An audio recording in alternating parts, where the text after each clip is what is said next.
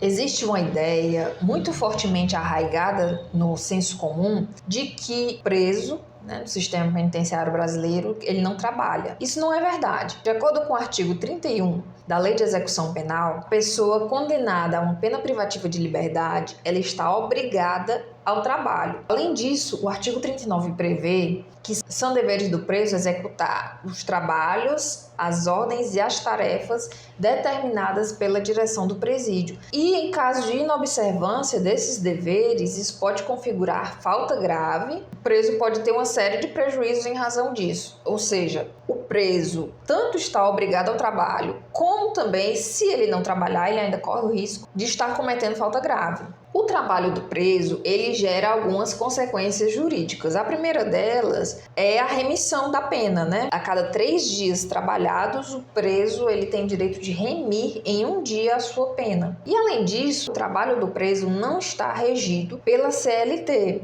Inclusive, a forma de remuneração é diferente. Então, a Lei de Execução Penal, ela não diz de uma forma muito clara de que forma o trabalho do preso será remunerado.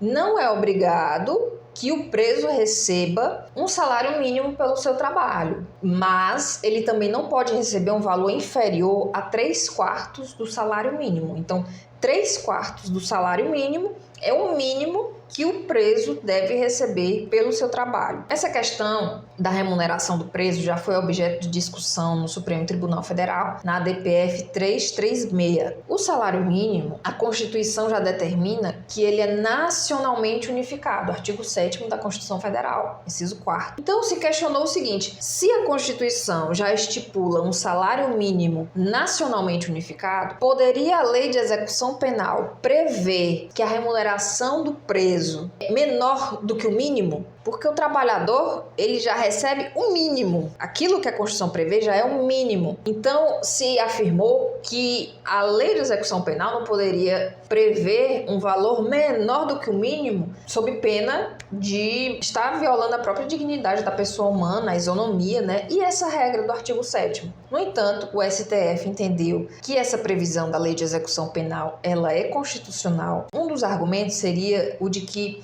as condições do preso já são muito peculiares. Então, na verdade, essa remuneração inferior ao salário mínimo seria uma forma de incentivar a contratação. É um assunto muito polêmico, gera muitos debates, muitas discordâncias, mas foi o posicionamento firmado pelo STF nesse julgamento. Além disso, a Lei de Execução Penal prevê também que já existe uma destinação para essa remuneração do preso. A remuneração já tem uma destinação legal. Primeiro, com a reparação de danos, eventualmente existentes decorrentes do crime, que tenham sido fixados na sentença e que não tenham sido pagos de outra forma. Também prevê assistência à família do preso, pagamento de pequenas despesas do preso e também uma forma de ressarcir o Estado pela manutenção do preso no sistema penitenciário. O que sobra desse valor é constituído um pecúlio e fica em conta poupança que pode ser sacado pelo preso quando ele for posto em liberdade. Mas, na realidade, isso é o que a lei prevê. A realidade, ela não é tão romântica assim, ela é bem mais complicada. O que a gente vê na prática é que quando existem pedidos